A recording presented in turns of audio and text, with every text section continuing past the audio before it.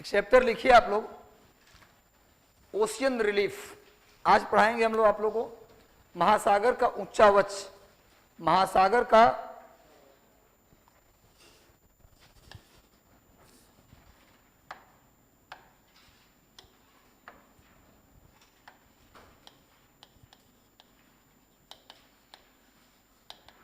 Ocean relief, महासागर का उच्चावच का उच्चावच, महासागर का उच्चावच। उच्चावच का मतलब होता है जितनी विविधताएं, एक बहुत बड़े विद्वान थे जॉनसन महोदय, उन्होंने कहा कि जितनी विविधताएं आपको धरती पर देखने को मिलती हैं उससे 36 गुना ज्यादा विविधता समुद्र के अंदर है।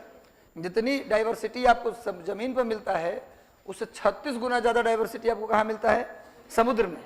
जो पहाड़, मैदान, पठार आप धरती पर देखते हैं, जो ज्वालामुखी धरती पर निकलता है उससे ज्यादा ज्वालामुखी कहाँ फटता है? समुद्र में।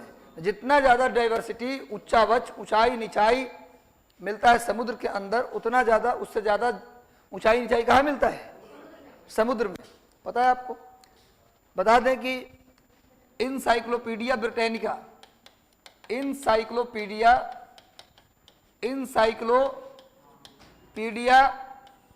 ब्रिटानिका के अनुसार, इनसाइक्लोपीडिया अंग्रेजी में भी लिख सकते हैं, इनसाइक्लोपीडिया ब्रिटानिका के अनुसार पूरे धरती पर 71% पर पानी है और 29% पर क्या है? जमीन है। 29% पर स्थल है और 71% पर वाटर है, यानी जल है। इसको आप नोट कर लीजिएगा। इनसाइक्लोपीडिया ब्रिटानिका के अनुसार, इनसाइक्लोपीडिया ब्रिटानिका के अनुसार, इनसाइक्लोपीडिया ब्रिटानिका के अनुसार धरती के 71% पर क्या है बच्चा? जल है और 29% पर क्या है? स्थल है। क्लियर है? आप जानते हैं जब हम क्लाइमेटोलॉजी पढ़ा रहे थे, क्लाइमेटोलॉजी जब पढ़ा रहे थे तो याद होगा आप लोगों को, हम बताए थे हम बताए थे विंड 3 प्रकार के बताए थे। एक बताए थे परमानेंट विंड, एक बताए थे लोकल विंड, एक बताए थे सीजनल विंड। हिंदी में स्थायी पवन, स्थानीय पवन और मौसमी पवन, याद है आप लोगों को? और स्थायी पवन में बताया था 3, trade wind, anti trade wind और पोलर विंड। क्या कोई बात है? Trade wind, anti trade wind और पोलर विंड। आइए आइए Santosh ji. Trade wind, anti trade wind और पोलर विंड। याद होगा आप लोगों को, हमें ट्रेड विंड पढ़ाने नहीं आए। याद होगा जब एंटी ट्रेड विंड बताया था तो बताया था उसे पछुआ पवन भी कहते हैं क्योंकि पश्चिम से आती है, और बताया था कि दक्षिणी गोलार्ध में उसकी स्पीड बढ़ जाती है। बताया था ये बात। इसीलिए उसको 40 डिग्री के पास गरजता 40, 50 के पास प्रचंड 50, 60 के पास चिखता 60, रोरिंग 40, फ्यूरियस 50, सिंकिंग 60 बताया था। क्यों ऐसा क्यों हो जाता है कि दक्षिणी गोलार्ध में एंटी ट्रेड विंड की स्पीड बढ़ जाती है? तो बताया था आप लोगों को। क्या बताया था? हाँ वाह, क्या? साउथ में ज्यादा समुद्र है, दक्षिणी गोलार्ध में ज्यादा समुद्र है और उत्तरी गोलार्ध में कम समुद्र है। उस जमीन ज्यादा समुद्र कम, और दक्षिणी गोलार्ध में समुद्र ज्यादा जमीन कम। और जहां पर जमीन कम वहां पर फ्रिक्शन उतना ज्यादा नहीं होगा। आप जानते हैं जमीन पर पेड़ है, पहाड़ है, बिल्डिंग है, तो हवा को रुकावट मिलता है, तो इसलिए उतनी स्पीड में हवाएं नहीं चलती। तो उत्तरी गोलार्ध में जमीन ज्यादा है इसलिए स्पीड हवा की क्या हो जाती है? कम। दक्षिणी गोलार्ध में स्पीड हवा की बढ़ जाती है। वजह यह है कि दक्षिण में ज्यादा समुद्र है। अब बताया था कि इसीलिए दक्षिणी गोलार्ध को ओशनिक हेमिस्फीयर कहते हैं। क्या बोलते हैं? महासागरीय गोलार्ध, क्योंकि ज्यादा समुद्र है। और उत्तरी गोलार्ध को महाद्वीपीय गोलार्ध, कॉन्टिनेंटल हेमिस्फीयर। क्या चल रहा है? आवाज आता ही नहीं है, हम चुप हो जाते हैं तो आप लोग भी चुप हो जाते हैं। पढ़ाया हुआ सब बात है। यही ला बोलते हैं कि ले लीजिए छुट्टी, 4-5 रोज की क्या ले लीजिए, जो पेंडिंग है सब पूरा कर लीजिए। समझ में आ रहा है बात में? होमवर्क जितना आप क्लास ले, आप ये अंदर से रखिए अपने अंदर एक दम कि जितना हम पढ़ते हैं उतना घर पे पढ़ लेंगे। अगर आप कोचिंग में जो पढ़ते हैं उसका घर पर रिवीजन नहीं करते तो कोचिंग करने का कोई फायदा। कोचिंग का फायदा तभी है जब कोचिंग का वर्क घर पे आप डेली कर पाएँ। मान लीजिए हम दिन भर में 5-6 कोचिंग कर रहे हैं, गणित की भी कोचिंग ले रहे हैं, रीजनिंग की भी ले रहे हैं, इंग्लिश की भी ले रहे हैं, जीएस की भी ले रहे हैं, मेंस की भी ले रहे हैं, और उसमें 1-2 कोचिंग का ही काम कर पा रहे हैं, इसका मतलब बाकी आप बेकार जा रहे हैं। मैं ये कहने का मतलब है। इसलिए प्लीज आपसे रिक्वेस्ट है, ऑनलाइन ऑफलाइन सबको बोल रहा हूं कि आप लोग प्लीज अपने होमवर्क को करिए। अगर डेली क्लास को फॉलो करते हैं ऑनलाइन वाले भी, तो आपसे मेरा रिक्वेस्ट है कि जो छुट्टी है इस बीच में आप अपने सारे, आइए लेट कर दिए मेरा, तो भैया आप लोग को क्या बता रहा हूं अभी, क्या समझ रहे हैं कि अगर होमवर्क ना हो तो क्लास का कोई विशेष बेनिफिट नहीं है। क्लास का बेनिफिट तभी है जब घर पे आप काम कर पाते हैं। समझ में आता है कुछ? रोज ये बात समझाते हैं लेकिन आप लोग पता नहीं क्या समझ रहे हैं बात को, है ना? है तो रोज बोल देता हूँ इसलिए लगता है वैल्यू कम हो रहा है। रोज ये बात बोल दे रहा हूँ, लग रहा है इनका काम है रोज रोज ये बात कहना। हमारा काम है ना करना होमवर्क, हम ना करेंगे। आप पढ़ाइए, बोलिए। एक लड़के से मैंने कहा कि चलो उठो बताओ क्वेश्चन का उत्तर, तो बोला कि सर आपको मैं पढ़ाने के लिए फी दिया हूँ, क्वेश्चन पूछने के लिए नहीं। आप पढ़ाइए, है ना? हम ठीक है, ओके, समझ गया बात आपकी, आप पढ़िए, आपको पढ़ाने के लिए फीस दी। तो ये होता है। खैर पढ़िए मन लगा के, मैं आपके लिए बोल रहा हूँ। परीक्षा में 2.5 महीना दिखने को लग रहा है भाई, ये 2.5 महीना कैसे निकलेगा? आपसे मिलेंगे हम 23 जनवरी को, पेपर है ना, आपसे मिलेंगे हम 20 जनवरी को, 3 दिन पहले, क्योंकि 2 दिन पहले तो लोग अपना मधुबनी सेंटर है तो किसी का जहानाबाद सेंटर है, किसी का गया तो चला जाता है आदमी। 3 दिन पहले आपसे मिलूंगा, जो टेक्निक बताना है बताया हूँ मैं, है ना? तो पूछूंगा कि इस समय जो निकला पता चला आपको? सर पता नहीं चला, 2-4 किताब बचा रह गया सर पढ़ना। तो इसलिए संभल जाइए, समय कम है। हाँ, कह रहे हैं भैया कि उत्तरी गोलार्ध में समुद्र कम, जमीन ज्यादा, इसलिए उसको बोलते हैं कॉन्टिनेंटल हेमिस्फीयर। नॉर्थ धरती को इक्वेटर क्या करती है? 2 भागों में बांटती है, उत्तरी गोलार्ध और दक्षिणी गोलार्ध। तो उत्तरी गोलार्ध यानी नॉर्दर्न हेमिस्फीयर, वहां देखते होंगे खाली जमीन दिखता है, समुद्र दिखता है पर कम दिखता है, इसीलिए उसको बोलते हैं कॉन्टिनेंटल हेमिस्फीयर। और जब दक्षिणी गोलार्ध में आओगे तो केवल समुद्र दिखता है, खाली पानी दिखता है, केवल ब्लू दिखता है। तो क्या है भैया? Oceanic hemisphere. और वही बताना चाह रहे हैं कि उत्तरी गोलार्ध में 60% पर क्या है?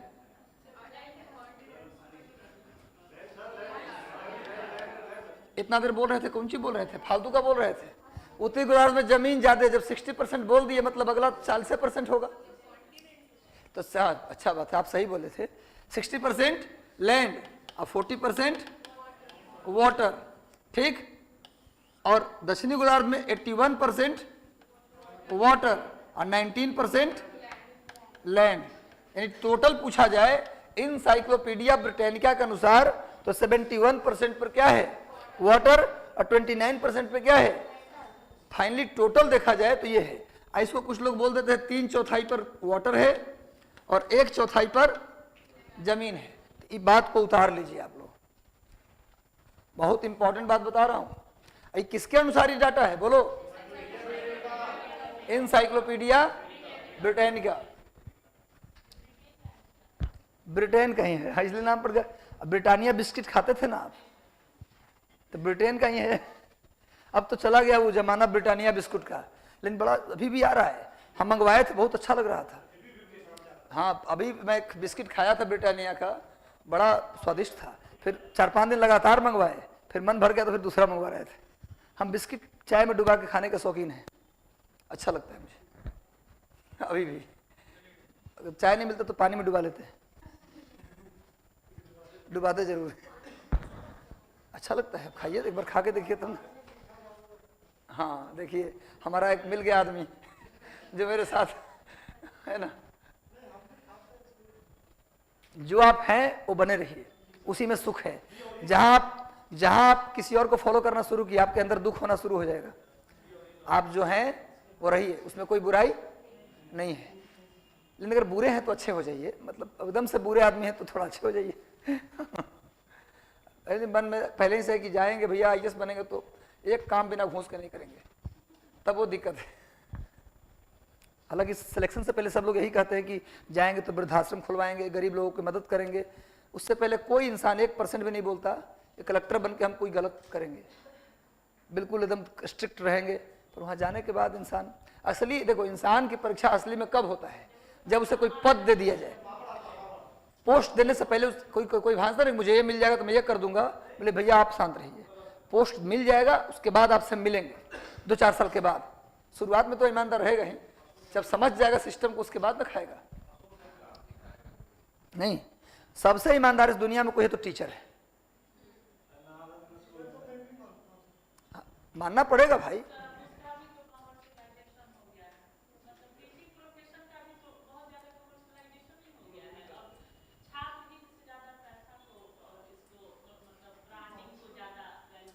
चलिए ठीक है, 60% लैंड और 40% वाटर। साउथ में 80%, 81% वाटर, 19% लैंड। क्लियर है? ये तो बेसिक है। अब सुनिए, एक तैयार किया गया था हिप्सोग्राफिक कर्व, समुद्र के अंदर की गहराई, सुनो, समुद्र के अंदर की गहराई और धरती की ऊंचाई को मापने के लिए समुद्र के समुद्र के अंदर की औसत गहराई,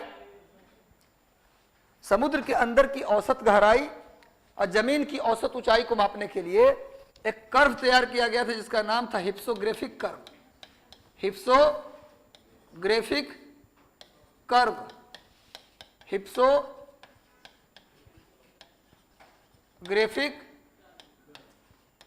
कर्व, हिप्सोग्राफिक कर्व महासागर के तल की गहराई और जमीन की औसत ऊंचाई को मापने के लिए क्या तैयार किया गया? हिप्सोग्राफिक कर्व तैयार किया गया। लिख लीजिए एक line, hypsographic curve prepared for calculate या major average depth of ocean and average height of land. Hypsographic curve is prepared for calculate या measure average depth of ocean and average height of land। देखिए हिप्सोग्राफिक curve को महासागर की औसत गहराई और जमीन की औसत ऊंचाई को मापने के लिए, महासागर की औसत गहराई और जमीन की औसत ऊंचाई को मापने के लिए क्या किया गया था? तैयार किया गया था। और इस कर्व के अनुसार महासागर की औसत गहराई 3800 मीटर बताई गई है और जमीन की औसत ऊंचाई 840 मीटर बताई गई है। औसत मतलब एवरेज। माउंट एवरेस्ट हम लोग नहीं देखे, वो तो एक है। देखिए हिप्सोग्राफिक कर्व के अनुसार, according to hypsographic curve, average depth of ocean is 3800 metre. According to hypsographic curve average depth of ocean 3800 meter, average depth of ocean 3800 meter and average height of land 840 meter, 3800 meter and average height of land 840 meter। लिखिए हिंदी में, हिप्सोग्राफिक curve के अनुसार महासागर की औसत गहराई 3800 metre है, 3800 metre. हाँ, हिप्सोग्राफिक कर्व के अनुसार महासागर की औसत गहराई 3800 मीटर है तथा जमीन की औसत ऊंचाई 840 मीटर है। जमीन की औसत ऊंचाई 840 मीटर है, 840 मीटर है। ये हो गया आपका बेसिक। अब आइए महासागर के उच्चावच की बात करें। महासागर में अंदर जाएंगे तो क्या मिलेगा? आप जिस दिन डिस्कशन कर रहे थे टेस्ट के पेपर का, उस दिन थे आप, बताया था। आप इस चीज को बना ले, चाहे तो बना सकते हैं, बनाना ही पड़ेगा। समुद्र के किनारे जहां पर आप सेल्फी लेते हैं, मैंने पानी के साथ खेलते हैं, लहर आया, आपके एक वीडियो बना लिए, आप खूब घर पे आते ही फेसबुक पे डाल रहे हैं, लाइक और कमेंट देख रहे हैं, है ना। आजकल लोग फेसबुक क्यों कुछ चीज़ों को डालता है लाइक देखने के लिए। कौन कौन लाइक किया? लाइक देखता भी है कौन कौन किया है लाइन से। और रेड कलर का कौन डाला है, ये लगता है ज़्यादा पसंद किया है ना। और फिर कमेंट पढ़िए। हम तो जब उदास होते हैं ना तो हम अपना एक फोटो डालते हैं फेसबुक पर, और रियल बात है, दिल्ली से लेकर पटना तक कमेंट आता है कि पढ़ाए हूँ सब जगह, सर आप the best faculty of geography. ये सब नहीं, देखो अब उदासी का माहौल ही नहीं है, सब ठीक चल रहा है, बेकार हम गलत सोच रहे थे। तो अच्छा लगता है, लेकिन अभी 2.5 महीना ये सब काम परीक्षा तक बंद कर दिया जाए, नहीं तो बच्चा 2-4 घंटा मैसेज पढ़ते रह गए, कौन क्या लिखा मेरे बारे में। अब कोई गलत लिख दिया कि आप घटिया इंसान हैं, पूरी रात टेंशन में गई, बताइए क्यों लिख दिया घटिया, आपको हम घटिया लगते हैं। देखिए देखो भाई, तो ये है बीच। बीच का मतलब होता है पुलीन। हम नंबरिंग कर देंगे। नंबर 1 पे क्या है भैया? पुलीन, बीच, जहां पर आप स्नान करते हैं, घूमते हैं, फिरते हैं, सेल्फी लेते हैं। इसके बाद एक गहराई आता है 100 फैदम। कितनी गहराई भैया? 100 फैदम की गहराई, 100 फैदम। रुक जाओ, 100 फैदम बराबर 180 मीटर, 160 या 180 दोनों आ जाता है। 1.6 1.8 दोनों देता है। 1 फैदम बराबर, वैसे हम बताए थे आप लोगों को 1.6 मीटर। कोई बात नहीं, कहीं कहीं 1.8 मीटर भी लिखा रहता है, तो इससे कोई दिक्कत नहीं, दोनों कर दिया, ठीक है। आप लिख लीजिए 1.6 मीटर या 1.8 मीटर दोनों आता है, ठीक। अब दोनों लिख दीजिए। वैसे पूछेगा आपसे नहीं कि 1 फैदम बराबर कितना मीटर, ये सवाल गणित में आ सकता हो सकता है, पर यहाँ भूगोल में नहीं पूछेगा। आप डायरेक्ट ई वाला डाटा याद रखिएगा, ठीक है। माने ये बाद में लिखवाएंगे आपको मगनटट के बारे में। देखो इसको बोलते हैं कॉन्टिनेंटल सेल्फ, कॉन्टिनेंटल सेल्फ, महाद्वीपीय मगनटट। नाम में अभी भी क्या लगा है? कॉन्टिनेंटल। इसका मतलब इसको भी समुद्र का भाग नहीं माना जा रहा है, इसको भी कॉन्टिनेंट का भाग माना जाता है ना। तो ओशनिक सेल्फ नहीं बोलते, कॉन्टिनेंटल सेल्फ। और इसका बोला था उस दिन, बताया था, इसका सबसे ज्यादा विस्तार अटलांटिक महासागर में है। सबसे ज्यादा विस्तार हम लिखवाएंगे भी कितना विस्तार है। तो ये मग्न तट है, मग्न तट के बाद सीधा क्या आता है? स्लोप। इसको बोलते हैं कॉन्टिनेंटल। यहां तक कॉन्टिनेंट है, यहां तक क्या मानते हैं। अब इसके बाद जब नीचे आप आओगे ना तो मिलेगा महासागरीय मैदान। क्या मिलेगा? महासागरीय मैदान। महासागरीय मैदान में आपको कहीं कहीं क्या मिलेगा? ऊंची दीवारें भी मिलेंगी, जिसको हम कटक बोलते हैं। कटक मिलेगा एकदम इतना गहराई में, इतनी गहराई में कटक मिलेगा जी, 4000 मीटर गहराई में मिलेगा कटक। कटक पढ़ाए तो क्या पढ़ाए कि 50 भुला गए 2 दिन में। Coral, coral, coral. अब देखिए नेक्स्ट, ये क्या है भैया? गर्त, महासागरीय गर्त। आप इसको कर दीजिए 2 नंबर, इसको कर दीजिए 3 नंबर, इसको कर दीजिए 4 नंबर, 4 नंबर, इसको कर दीजिए 5 नंबर, इसको कर दीजिए 6 नंबर। अब बनाइए इसको। एक काम और कर सकते हैं, यहाँ पर एक ऐसे बना लीजिए, एक ऐसे बना लीजिए। इसको कर दीजिए कितना? 7 नंबर, इसको कर दीजिए 8 नंबर। वैसे बनाइए जैसे बनाया हूं। आप महासागर के अंदर नहीं जा सकते, पर आज हम आप लोगों को महासागर के अंदर भी ले गए, है ना। मछली वाला पैर लगा दिया आपके पैर में। अरे तो ये मैदान भी है, भी मैदान है। मैदान के बीच बीच क्या है? अरे कटक है मैदान। कटक मैदान को क्या कर दिया? 2 भागों में, मतलब 4-4 दोनों तरफ लेने का मतलब है कि ये भी मैदान है और ये भी मैदान है। क्या कोई डाउट है? तो पहले इसको बनाइए फिर लिखते हैं। नंबर 1 पे लिखिए। अच्छा बनाइए, कोई इसमें बड़ा बात थोड़े ना है, बहुत बड़ा बात है। देखिए जिनका ऑप्शनल ज्योग्राफी है उनको भी बहुत हेल्प मिलने वाला है इस क्लास से, बहुत ज़्यादा हेल्प। और ये हो गया आपको UPSC standard UPSC standard Rajendra Nagar, Mukherjee नगर,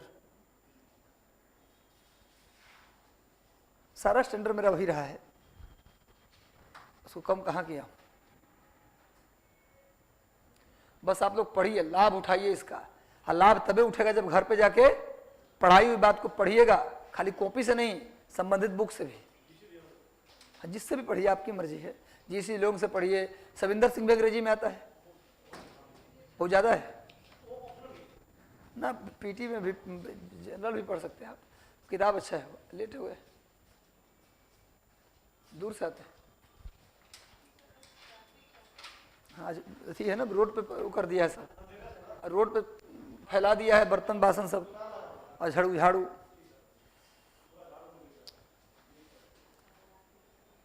आप सभी धनतेरस की ढेर सारी शुभकामनाएं। भगवान करे आपके जीवन में जो चाहें वो जल्दी मिल जाए, और जल्दी मिल जाए उसके बाद फिर कार हो, गाड़ी हो, बंगला हो। हर धनतेरस आपके घर में गाड़ी आए, पर पॉल्यूशन फैलाने वाली गाड़ी मत लीजिएगा। हर धनतेरस पर आप जो चाहें वो खरीद लें, इतना संपत्ति आपके पास हो कि जो चाहें वो किसी को दे दें, गरीब को हेल्प कर दें, और जो चाहें आप खरीद लें। साईं इतना दीजिए जामे कुटुंब समाए, मैं भी भूखा ना रहूं साधु भूखा न जाए। कबीर संदेश दे रहे थे उस जमाने में, है ना, कि आप ज़्यादा संचय मत कीजिए, आप इतना करिए जिससे कि आप भूखे न रहें। मैंने अति जो काला धन के खिलाफ जो बिगुल फूका पहली बार दुनिया में, वो कबीर ने फूका। साईं इतना दीजिए बोल करके, है ना जी। काले धन की व्यवस्था को करारा चोट पहुंचाया कबीर ने। और आधुनिक कबीर किनको बोलते हैं? आधुनिक कबीर, आज के कबीर मर गए वो भी, नागार्जुन, बाबा नागार्जुन मैथिली। मधुबनी में जन्म हुआ, नाना घर में जन्म हुआ, वहीं के मैथिली के ही थे। नाम था वैद्यनाथ मिश्र, लेकिन बौद्ध धर्म अपना लिए तो नाम पड़ गया नागार्जुन। नागार्जुन कबीर की तरह ही बोलते थे, डरते नहीं थे। हाँ बिल्कुल बिल्कुल। तो आधुनिक कबीर नागार्जुन मेरे फेवरेट कवि हैं। हाँ बहुत अच्छे कवि हैं। नंबर 1 पे लिखिए महाद्वीपीय मग्न तट, सॉरी बीच, पुलीन। पुलीन हिंदी में क्या बोलते हैं? पुलीन, पुलीन, पुलीना। अब बीचे लिख दीजिए ना, जो समझ में आए वही लिखना चाहिए। आजकल किसी से बोलिए कहाँ गए हैं? पुलीन पे घूमने, कोई समझेगा? है ना। बोले गोवा बीच पे गए, तक अनपढ़ आदमी भी समझ जाएगा, है ना। तो बीच यानी पुलीन। दूसरे नंबर पे लिखिए महाद्वीपीय मग्न तट, यानी कॉन्टिनेंटल सेल्फ। महाद्वीपीय मग्न तट, कॉन्टिनेंटल सेल्फ, महाद्वीपीय मग्न तट, कॉन्टिनेंटल सेल्फ, महाद्वीपीय मग्न तट, कॉन्टिनेंटल सेल्फ, यानी बीच पे जहां आप नहाते हैं, सेल्फी लेते हैं, उसके बाद जो मिलेगा वो मग्न तट है। उसके बाद समुद्र के अंदर बढ़ते जाइए आप और आगे गहराई में, तो क्या मिलेगा आपको? महाद्वीपीय मग्न तट, महाद्वीपीय मग्न तट, कॉन्टिनेंटल सेल्फ, कॉन्टिनेंटल सेल्फ। मग्न तट को हिंदी अंग्रेजी में बोलेंगे कॉन्टिनेंटल सेल्फ। उसके बाद स्लोप ना रटने की जरूरत है जी। कॉन्टिनेंटल स्लोप, महाद्वीपीय मग्न ढाल, मग्न ढाल, महाद्वीपीय मग्न ढाल, महाद्वीपीय मग्न ढाल, continental slope, continental slope. 4 number पे लिखिए ओशियन बेसिन। महासागरीय मैदान को प्लेन नहीं बोलते, ओशियन बेसिन, महासागरीय मैदान। वैसे बोलते हैं गहन सागरीय मैदान। क्या बोलते हैं? गहन सागरीय मैदान, डीप ओशन बेसिन ऐसे नाम इसका है। इसका नाम है डीप ओशियन बेसिन, गहन सागरीय मैदान। इस मैदान को 2 हिस्सों में बांटने का काम कौन करता है? कटक, रीज। 5 नंबर पे लिखो रीज, 5 नंबर पे लिखिए रीज, 5 नंबर पे लिखिए रीज, RIDG, रीज, कटक।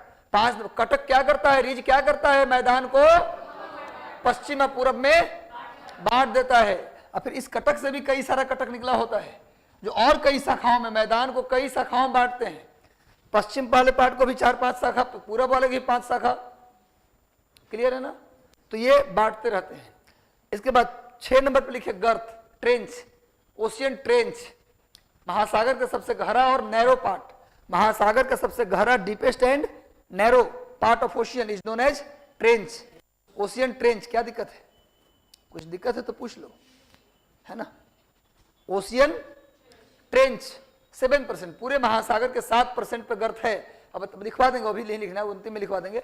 और बता दूं कि अभी तक टोटल 57 ट्रेंच का खोज बताया था ना। अभी तक कुल कितने गर्त का खोज किया गया है? 57। उसमें से सबसे ज्यादा 32 प्रशांत महासागर में, 19 अटलांटिक महासागर में, 6 हिंद महासागर में बताया था।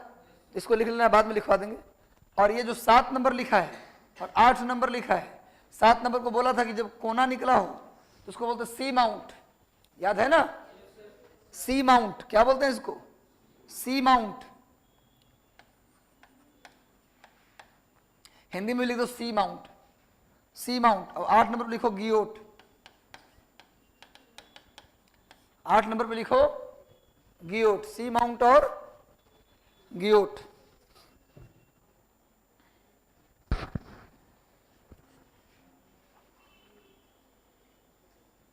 हो गया, समझ में आ गया। अब हेडिंग डाल दीजिए, पुलिन के बारे में नहीं पढ़ना हमको, विष के बारे में नहीं पढ़ना। लिखिए महाद्वीपीय मग्न तट, कॉन्टिनेंटल सेल्फ लिख के डैश दे दीजिए, कॉन्टिनेंटल सेल्फ लिख करके डैश दे दीजिए, या फिर हेडिंग डाल दीजिए कॉन्टिनेंटल सेल्फ महाद्वीपीय मग्न तट। सबको समझ में आ रहा है ना? समझ में ये बात पूरा आ रहा है ना? कि किसी को ऐसा भी लग रहा है कि एकदम से बस लिख रहे हैं जी, समझ में कुछ नहीं आ रहा है? आप लोग इधर इधर इधर वाले लड़के बड़े शांत होते हैं, आ रहा है ना? ठीक है, आप लोग पॉइंट फॉर्म में लिखें तो ज्यादा जल्दी याद हो जाएगा, भाषा में लिखेंगे तो उतनी जल्दी याद। तो लिखिए इसकी एवरेज डेप्थ लिख के दे दीजिए, औसत गहराई, यानी कॉन्टिनेंटल सेल्फ की जो देखो एवरेज ना होगा जी, हर जगह गहराई एक समान तो होगा नहीं। इस क्लास में बोले कि एवरेज एज बताओ तो एग्जैक्टली होगा क्या? हम बोले कि इस क्लास की एवरेज एज 22 साल है, क्योंकि बीपीएससी के फॉर्म सब डाल दिए हैं तो 22 साल होगा, कम से कम 22 तो होगा ही। इसका मतलब किसी का 22 नहीं है, हो सकता है किसी एक का 22 हो, लेकिन इस एवरेज एज 22 है, इसका मतलब 22 के आसपास आपका एज है, सभी का एज। किसी का 19 होगा, किसी का 20 होगा, किसी का 21 होगा, किसी का 22, किसी का 25, किसी का 23, अब किसी का 50 नहीं होगा। कहने का मतलब एवरेज का मतलब मीन, आप निकालते हैं मीन मीडियन मोड निकालते हैं ना, तो मीन का मतलब, मीन का पर्यायवाची है एवरेज। एवरेज बोलो मीन बोलो एक ही बात है ना? कभी भी बोले एवरेज निकालिए, 10 नंबर दिया हुआ है, तो अगर टाइम कम है, 1 मिनट समय बचा, कॉपी छीन लिया जाएगा, तो देख लीजिए इसमें सबसे ज्यादा कौन रिपीट हुआ है नंबर, उसी के आसपास का वैल्यू आंसर में मार दीजिए, वो 100% 99% चांस है वो सही होगा, है ना? अब मीडियन पूछे तो बीच में जो वैल्यू लगता है, सबके बीच में जो लग रहा है उसको मार दीजिए, सही होगा। अब मोड पूछ रहा है तो सबसे ज्यादा जो वैल्यू उसको मार दीजिए, सही होगा। तो ये अंतिम समय में ये उपाय है करने का। ठीक है, लिखिए क्या लिखा आपने,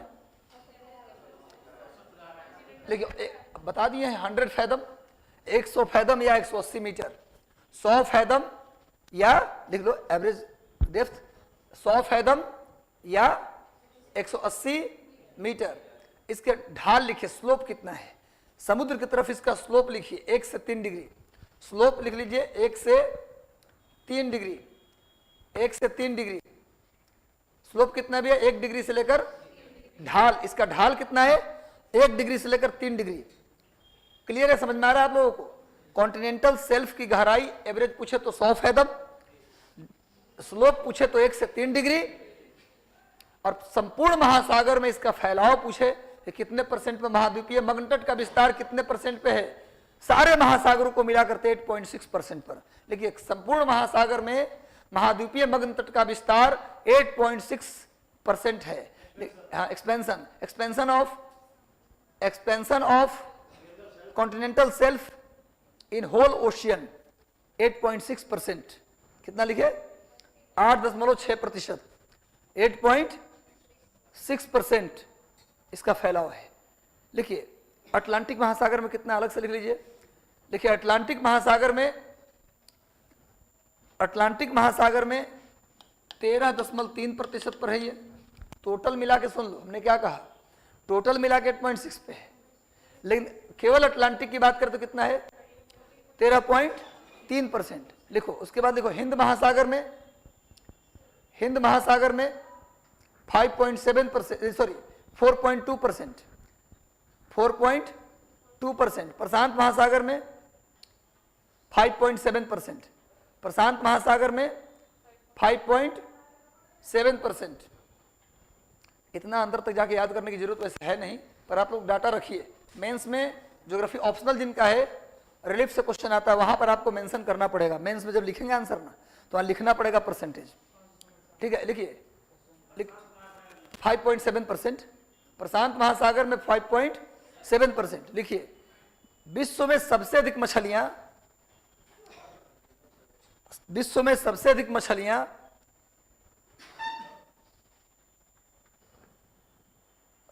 महाद्वीपीय मग्न तट पर पकड़ी जाती हैं। विश्व में सबसे अधिक मछलियां महाद्वीपीय मग्न तट पर पकड़ी जाती हैं, कॉन्टिनेंटल सेल्फ पर पकड़ी जाती हैं। कॉन्टिनेंटल सेल्फ पर सबसे ज्यादा मछली फिशरी सबसे ज्यादा कहां होता है? कॉन्टिनेंटल शेल्फ पर। एक बात और लिख लीजिए, आप सुने होंगे पेट्रोलियम का निष्कर्षण समुद्र के पानी से होता है। ऐसे हर जगह पेट्रोलियम समुद्र से नहीं निकलता, अब डिगबोई में समुद्र से निकलता है, ऐसा नहीं कि समुद्र में ही पेट्रोल मिलता है, ऐसा नहीं है। हाँ ज्यादा मिलता है ये कह सकते हैं। ऐसा अब जाइए अरब क्षेत्र में जाइए तो डेजर्ट में पेट्रोलियम है, तो पेट्रोलियम का निष्कर्षण जो होता है समुद्र में वो कॉन्टिनेंटल शेल्फ से ही होता है। लिखिए अधिकांश पेट्रोलियम का निष्कर्षण, पेट्रोलियम का जो हाँ एक्सट्रैक्शन है वो कहां से होता है, कॉन्टिनेंटल शेल्फ से होता है। अधिकांश पेट्रोलियम का निष्कर्षण भी कॉन्टिनेंटल शेल्फ से ही होता है। देखो ये सब बात लिखवाने का मकसद पीटी का एग्जाम निकलवाना नहीं है, आपको पीटी में तो काम आएगा कि सबसे ज्यादा मछली कहाँ पकड़ा जाता है, पीटी का क्वेश्चन हो गया। कॉन्टिनेंटल शेल्फ का सबसे ज्यादा विस्तार कहाँ है, पीटी क्वेश्चन हो गया। एवरेज डेप्थ कितनी है, पीटी क्वेश्चन हो गया। कितनी एवरेज स्लोप है, पीटी क्वेश्चन हो गया। लेकिन आप इसका क्या लिख रहे हैं, आप इकोनॉमिक इंपॉर्टेंस, आप क्या लिख रहे हो, इकोनॉमिक इंपॉर्टेंस। तो मेंस के आंसर में आप पूरा लिख के मेंशन करिए, लास्ट में इसको अंडरलाइन भी करिए, तो टीचर को नजर आएगा कि बच्चा बड़ा समझदार है, होशियार है, इसको नंबर देना चाहिए। तो अब तक वही ना है। हाँ अब लिखिए महाद्वीपीय मग्न ढाल, अब लिखिए महाद्वीपीय मग्न ढाल, महाद्वीपीय मग्न ढाल, महाद्वीपीय मग्न ढाल। लिखिए इसकी गहराई, इसकी औसत गहराई एवरेज डेप्थ 200 मीटर से 2000 मीटर तक, या कहीं कहीं 3000 भी दे देता है, इसमें दोनों चलेगा। इसकी एवरेज डेप्थ 200 मीटर से 2000-3000 मीटर तक, औसत गहराई, अब स्लोप है भाई तो देख रहे हो ना, इधर देखो यहाँ का 200 मीटर होगा, यहाँ का ज्यादा होगा ना जी, 200 मीटर से 2000 या 3000 मीटर तक इसका विस्तार है। कॉन्टिनेंटल स्लोप का पूरे महासागर में उसका कितना विस्तार था, इसका 8.5 है, ज्यादा अंतर नहीं है। लिखिए पूरे महासागर में इसका विस्तार 8.5% पर है। Expansion of continental slope is 8.6% of 8.5% of whole ocean. expansion of continental slope is 8.5% of whole ocean या total ocean। क्लियर है, पूरे महासागर के 8.5% पर, पूरे महासागर के 8.5% पर महाद्वीपीय मग्नढाल का विस्तार है। नोट कर लिए। और इसका भी सबसे ज्यादा विस्तार अटलांटिक महासागर में है ना। कितना है भैया, अटलांटिक महासागर में लिखिए, अटलांटिक महासागर में 12.4%, इसका विस्तार अटलांटिक महासागर में 12.4%, अटलांटिक ओशियन में 12.4%, पैसिफिक ओशियन में 7%, पैसिफिक ओशियन में 7% और इंडियन ओशियन में 6.5%। नोट कर लीजिए, इसका विस्तार अटलांटिक महासागर में, लिख लो सामने, एओ का मतलब अटलांटिक महासागर 12.4%, पैसिफिक ओशियन प्रशांत महासागर में 7% और इंडियन ओशन में 6.5%। अब एक बात बताओ हमको, ये कॉन्टिनेंटल स्लोप जैसा आपको दिख रहा है, क्या इस पर कोई इकोनॉमिक एक्टिविटी होगा? अरे फिसल जाइएगा नीचे, करना बड़ी मुश्किल होगा, यहां से कुछ निकालना बड़ी मुश्किल होगा। तो देखिए सबसे कम आर्थिक गतिविधियां, सबसे कम economic activities, minimum economic activity है ना, done on this continental slope, on continental slope. लिखिए सबसे कम आर्थिक गतिविधियां महाद्वीपीय मग्न ढाल पर ही किया जाता है। सबसे कम आर्थिक गतिविधियां महाद्वीपीय मग्न ढाल पर ही संपन्न होती है। Minimum economic activity done on, बोलो, कॉन्टिनेंटल स्लोप। क्लियर है? अब सबसे कम आर्थिक गतिविधि महाद्वीपीय मग्न ढाल पर संपन्न होती है। 2 से 5 डिग्री लिख लीजिए, इसका स्लोप 2 डिग्री से 5 डिग्री, इसका स्लोप लिखिए 2 डिग्री से 5 डिग्री तक, 2 डिग्री से 5 डिग्री तक। अब मैदान का स्लोप मत पूछ लीजिएगा, वही अंतिम पॉइंट है उसका। लिखिए, अब लिखिए गंभीर डीप ओशियन बेसिन या deep sea plain, ocean plain लिख सकते हैं, प्लेन भी, लेकिन ज्यादा सही होता है बेसिन लिखना। अब प्लेन लिखेंगे तो गलती नहीं होगा। अब लिखिए गहन सागरीय मैदान। अब आगे 3 नंबर कंप्लीट हो गया। तब लिखिए गहन सागरीय मैदान, deep ocean basin, deep ocean basin. लिखिए इसकी एवरेज डेप्थ 4000 से 6000 मीटर, औसत गहराई 4000 मीटर से 6000 मीटर के बीच। महासागरीय मैदान की औसत गहराई और डीप ओशियन बेसिन की एवरेज डेप्थ 4000 से 6000 मीटर, स्लोप 0 है। अब लिखिए इसका विस्तार संपूर्ण महासागर में 75.9% भाग पे है, पूरे महासागर में 75.9%। लिखिए expansion of ocean basin is 75.9%, expansion of ocean basin is 75.9% of whole ocean. पूरे महासागर के 75.9% भाग पर महासागरीय मैदान का विस्तार है। अटलांटिक महासागर में लिख लीजिए, पहले प्रशांत लिखिए तब अटलांटिक लिखिए। प्रशांत महासागर में 80.3%, इंडियन ओशन में 80.1% और अटलांटिक ओशियन में 54.9%, 54.9%। नोट कर लीजिए। यानी कि मैदान का सबसे ज्यादा विस्तार कहाँ है जी? प्रशांत महासागर में। प्रशांत महासागर में 80.3% पर, प्रशांत महासागर में 80.3% पर, हिंद महासागर में 80.1% पर और अटलांटिक महासागर में 54.9% भाग पर किसका विस्तार है? डीप ओशियन बेसिन का। क्लियर है? अब आ जाइए आगे, अगला कौन सा है? महासागरीय गर्त है अगला, कटक ना। लिखिए, अब लिखिए रीज, कटक, कटक,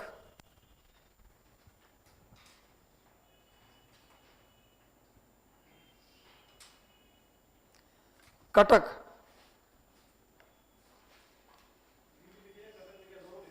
हाँ, रीज अंग्रेजी में है, RIDG, रीज अंग्रेजी में है। ठीक है, क्या समझ गए? रीज आप समझते हैं? रीज का निर्माण, कटक का निर्माण। आ जाइए, आइए।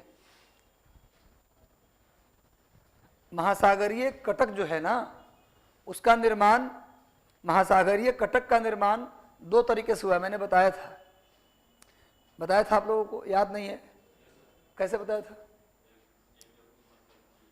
बोलो। महासागरीय कटक का, ठीक है, प्लेट का ही काम सब जगह है। महासागरीय कटक का निर्माण या तो ज्वालामुखी फट जाए, तो ज्वालामुखी फटने से क्या होगा? समुद्र के बीच में एक लावा का दीवार बन जाएगा। आप जानते हैं जितना वोल्केनो जमीन पे फटता है उससे ज्यादा वोल्केनो समुद्र में फटता है, पता है ना? आपको पता है कि जो प्रशांत महासागर की अग्नि मेखला, रिंग ऑफ फायर, हमने कहा था कि सबसे ज्यादा ज्वालामुखी समुद्र के पानी के अंदर फटता है और उसमें भी सबसे ज्यादा प्रशांत महासागर में है। और प्रशांत महासागर में भी सबसे ज्यादा पश्चिमी प्रशांत महासागर में, जहां जापान है। आपको बताया भी था कि जापान से लेकर के इंडोनेशिया तक एक लंबा रिंग पाया जाता है जिसमें खाली ज्वालामुखी का उद्गार होता है, उसे रिंग ऑफ फायर कहते हैं। अग्नि मेखला नाम ही प्रशांत महासागर की अग्नि मेखला। लेकिन कंफ्यूज करता है क्या कि अग्नि मेखला कहाँ मिलता है? दे देगा पश्चिमी प्रशांत महासागर, पूर्वी प्रशांत महासागर, उत्तरी प्रशांत महासागर, दक्षिणी, सब प्रशांत महासागर। तो पश्चिमी प्रशांत महासागर में, तो महासागर में जब लगातार लावा का उद्गार होता है तो महासागर में एक लंबा ऊंची दीवारों का निर्माण हो जाता है। जब ऊंचा दीवार बन जाए महासागर में तो उसी को क्या बोलते हैं? कटक, उसी को क्या बोलते हैं? रीज। तो ये दीवार सिर्फ ज्वालामुखी के उद्गार से नहीं बनता, बल्कि जब समुद्र में बड़ा भूकंप आता है तो भूकंप के कारण या तो समुद्र का जमीन धंस जाता है, या तो सबमर्ज हो जाता है, या तो समुद्र का जमीन इमर्ज हो जाता है। बाहर निकल जाता है। जब समुद्र का जमीन भूकंप के कारण ऊपर उठ जाए तो भी कैसा दिखेगा? दीवार जैसा। तो उसको भी क्या बोलेंगे? रीज। जब समुद्र में दीवार जैसा उठा हुआ ऊंचा कोई आकृति बन जाए तो उसी को हम क्या बोलते हैं? रीज या कटक। बनने के दो तरीके बताया। एक ज्वालामुखी का उद्गार हो जिससे समुद्र के अंदर दीवार जहां तहां बन जाए। जरूरी दीवार बीच में ही बनेगा, समुद्र के बीचों बीच बने ऐसी कोई बात भी नहीं है। बीच में ही बन सकता है, किनारे में ही बन सकता है। वो या तो लावा से बने, लावा के जमाव से बने, या फिर समुद्र में भूकंप आने से समुद्र का जमीन या तो इमर्ज होता है या फिर सबमर्ज होता है, उस कारण से बने। लेकिन दीवार बनेगा दो ही वजह से। कहिए उसको क्या बोलेंगे? रीज। रीज का सबसे अधिक विस्तार अटलांटिक महासागर में है, उसके बाद हिंद महासागर में, और सबसे कम प्रशांत महासागर में। ये पहले ही बताया था। क्लियर है? समझ में आया बात? रीज का निर्माण कैसे होता है? वोल्केनिक इरप्शन से या अर्थक्वेक के कारण होता है। तो लिख लीजिए रीज का निर्माण, ridge formed by volcanic eruption and earthquake. Ridge formed by volcanic eruption and earthquake. आपको हम प्लेट टेक्टोनिक पढ़ाएंगे अलग से। प्लेट टेक्टोनिक एक चैप्टर है, जस्ट ओशनोग्राफी आज समाप्त होने जा रहा है। तो अगले क्लास हम जियोमॉर्फोलॉजी शुरू करेंगे। मैंने कि क्या शुरू करेंगे? भूआकृति विज्ञान, है ना, कल से प्रारंभ होगा। तो उसमें आप लोगों को हम डिटेल बताएंगे प्लेट टेक्टोनिक क्या है। दो प्लेट्स टकराते हैं तो क्या होता है, प्लेट दूर जाते हैं तो क्या होता है, प्लेट रगड़ करते हैं तो क्या होता है, पूरी बात बताएंगे। ठीक है? क्या देखिए, रीज का निर्माण, ridge formed by volcanic eruption and earthquake, Hindi में लिखे। कटक का निर्माण भूकंप के समय या ज्वालामुखी उद्गार के समय होता है। कटक का निर्माण भूकंप के समय या ज्वालामुखी उद्गार के समय होता है। क्लियर? अब लिखिए मतलब और ऊपर भी है थोड़ा, एक द्वीप बताया था मैंने, बताऊंगा। ये हमेशा पूछता है। अगर हम कोई मेन टॉपिक के साथ यदि कोई जीके जोड़ रहा हूं तो फेमस है तभी जोड़ रहा हूं। इसलिए बच्चों का एक रहता है मेरे से कि सर आप जो पढ़ाते हो बहुत अच्छा पढ़ाते हैं, लेकिन जो साइड से बताते हैं ना वो ज़्यादा काम कर जाता है। जैसे इन्होंने भी कहा था एक बार कि सर जब साइड से लिखवाते हैं ना वो ज़्यादा कारगर होता है। जैसे आप तो इसलिए कभी भी एक्स्ट्रा बोलें तो उसको आप जरूर नोट कीजिए। ये बात इन्होंने नहीं बोला, लखनऊ पढ़ाता था मैं, वो लड़का हालांकि अभी वर्तमान में रेलवे में एएसएम है, तो उसने भी कहा लखनऊ पढ़ाते, हालांकि उसको मैंने इग्नोर किया। उसमें मुझे कई बार आके क्वेश्चन पूछता था, सर ये बता दीजिए, बोलते क्या पूछ रहा है क्वेश्चन। बाद में हो गया, स्टेशन मास्टर हो गया लड़का, बोलता सर आपका जो साइड का लिखा हो रहा था ना, सीडीएस का एग्जाम दिया था उस समय, 2016 की बात बता रहा हूँ, सीडीएस का पेपर दिया था। बोला कि सब क्वेश्चन साइड वाला जो बताते ना वो सब क्वेश्चन आया हुआ था। इस बार मेरा हो जाएगा सीडीएस, मैंने एसएसबी दिया था उस सालों, फाइनल नहीं हुआ, तो ये आप ही की वजह से होगा, क्योंकि जो साइड में आप बोलते हैं उसे बहुत काम कर रहता है। तो साइड का जो बोले 2-3 जगह से फीडबैक है, इसका मतलब सही है, आप लोग नोट कर लिया कीजिए। हम तो एग्जाम सीडीएस का नहीं देते, एग्जाम तो सीडीएस का आप देते हैं, सीपीएफ का आप देते हैं, एनडीए का आप देते हैं। एनडीए का तो किसी का नहीं होगा वैसे, यहाँ पर निकल गया होगा अब। तो आप एक बार साइड का भी चीज लिख लिया कीजिए। क्या लिखे? हाँ हो गया। देखिए कटक का सर्वाधिक विस्तार, मैक्सिमम एक्सपेंशन ऑफ रीज,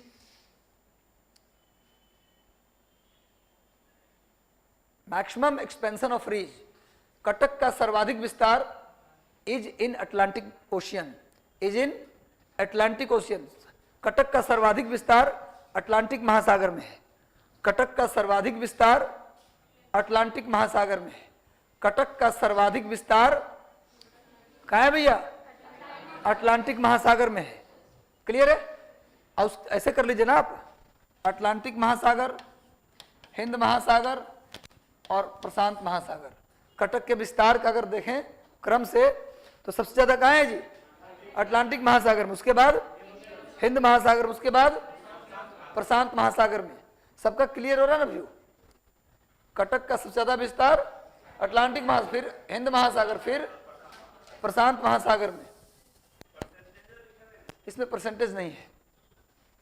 अब बना लीजिए आप अटलांटिक महासागर का एक फोटो, रियल फोटो बना दो। चलिए बना देता हूं, आपके लिए कठिनाई हो जाएगा फिर।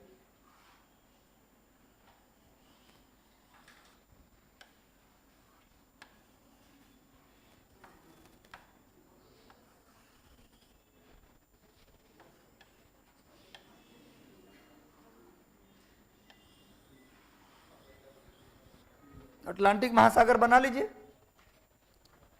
क्या दिक्कत है, बनाइए। या जिसको नहीं बनाना है वो कुछ नहीं लिख दे, अटलांटिक महासागर ऊपर लिख दे, यहाँ 0 डिग्री बना ले, बस इसी में काम कर ले। बाउंड्री बनाने की जरूरत वैसे है नहीं, लेकिन अगर बना लेंगे तो थोड़ा सा ठीक लगता है। हमारा निगेटिव दिखा दीजिए किसी को, और रियल फोटो दिखाइए। निगेटिव होता था पहले, पहले फोटो रील से खींचाता था, तो निगेटिव किसी को दिखाइए तो अच्छा लगेगा। हाँ, तो भूते की तरह न हो रहा है ये, परछाई दे। पहले निगेटिव का जमाना था, अब तो डिजिटल कैमरा आ गया, कोई निगेटिव नहीं, तुरंत डायरेक्ट प्रिंट आउट भी उसी में है, प्रिंट भी हो जाएगा। कई कैमरा आ रहा है ऐसा जिसमें प्रिंट भी है, उसी में सिस्टम, उसमें दबाइए प्रिंट भी निकल गया फोटो का। पहले शादी विवाह के अवसर पर फोटो खिंचाता था, रील साफ होने जाता था, वो कोडक का होता था कैमरा और रील दोनों। कोडक तो बंद हो गया ना, अब कंपनी ही बंद हो गई। उस समय मुखर्जी नगर में ही थे, और कुछ किसी चीज़ का मैं बैंक में गया था, पोस्टल ऑर्डर या कुछ लेने के लिए, लाइन नहीं ड्राफ्ट बनवाने गया था, जेपीएससी मेंस का फॉर्म भर रहा था, तो लाइन लगा हुआ, तो उसमें लगा कि कंपनी अब बंद हो गई। आज मुझको नहीं पता था, सुबह में तो कोडक बंद हो गई थी। ये घटना पता नहीं कब का है, ध्यान नहीं आ रहा है। बहुत सारी कंपनियां बंद हो गई इधर। एक्चुअली एक सुने होंगे ब्रेक इवन पॉइंट, एक होता है, मैनेजमेंट में भी पढ़ना है, एमबीए में भी, मार्केटिंग से अगर एमबीए करते हैं तो वहाँ भी पढ़ना है, और इकोनॉमिक्स वाले भी इसको जानते हैं, कॉमर्स वाले। ब्रेक इवन पॉइंट के बाद वो वस्तु निगलेक्ट हो जाता है, तो उसके लिए करना क्या चाहिए कि जब वस्तु का डिमांड कम होने लगे तो पैरेलल में एक नया वर्जन लाके चलाते रहना चाहिए। तब तक चलाते रहिए जब तक कि उसका नाम लोग भूल न जाए, है ना। एक्चुअली डायरेक्ट बंद हो जाता है, तो जैसे मेरा वर्जन है, कोई कंपनी से कोई पेन निकाल रहा हूँ और पेन का डिमांड कम होने लगा, हमने देखा कि डिमांड कम हो रहा है, और डिमांड कम करने का एक बंद कर दिया, बिना कोई नया वर्जन लाए बंद कर दिए, तो कंपनी का रिपोर्टेशन क्या हो जाता है, डाउन हो जाता है। तो ऐसे में करना क्या चाहिए कि थे